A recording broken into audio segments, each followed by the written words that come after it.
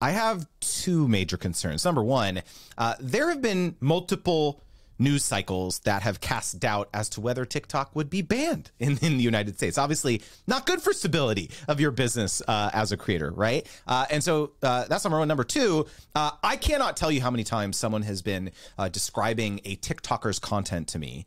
And then when I ask them their name, or more importantly, their handle, they cannot remember. Oh, it's that guy that does that thing, right? And so tell me, why do you believe the future is bright for TikTok despite those two factors? Very, very valid questions. So the first is an existential risk. And what I tell the team and what I tell our creators all the time is I would say maybe 5 to 10% risk politics-wise. The US just does blow up TikTok. 5 to 10% when they're banning TikTok on a bunch of like government devices? You don't think that goes further? Too much money. There is too much money involved in this system. So I came from a background in VC. I've worked with all the funds that are invested in TikTok. If you look at the board of ByteDance itself, the owner of TikTok, I mean, these are people who are deeply embedded in politics as well, and have lots of money at stake. So the likely scenario is an unwind of TikTok from ByteDance. I'm not a political commentator, so one shouldn't take my take everything I say with a grain of salt. Yeah, go on. Yes. So TikTok itself, right? There's weeds at how you separate the entity given the machine learning algorithms. But the likely scenario is you have some sort of spin-off, right? Before Walmart and Oracle were almost going to acquire TikTok, some version of that's likely going to happen, and it's going to take a couple of years.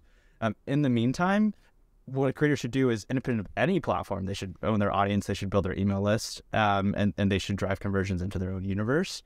But even, let's say, if TikTok does kind of remove itself, in the short term, that's painful for somebody who's built a TikTok audience. But there will always be something to take its place, right? The paradigm has shifted into short form content. That's not going away anytime soon.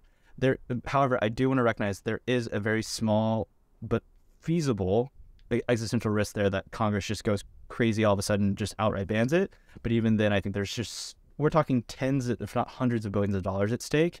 And unfortunately, we live in a system where money moves things and kind of affects policy. So that's on the existential risk side. It's there, but likely not going to happen, and it'll likely be gradual in some way that kind of the market is able to take it. On the face recognition side, I can actually speak towards this personally. So all the time I get recognized as like, hey, you're the dude from TikTok, right? As opposed to like, if you saw Emma Chamberlain on the street, you'd be like, yo, that's my girl Emma. And so, of course, we're different sizes of creators, so maybe that's not a great comparison. Oh, damn it. 30 seconds, go. 30 I want to hear it. 30 seconds, go.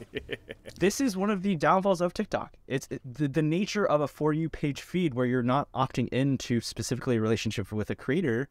Of course, you're not going to build a strong relationship with them. And so this is where Thomas wins around YouTube, and why it should be part of your strategy is like top of funnel, get that first impression, get them to like you, and then drive them to their YouTube where you can really build a direct relationship with them.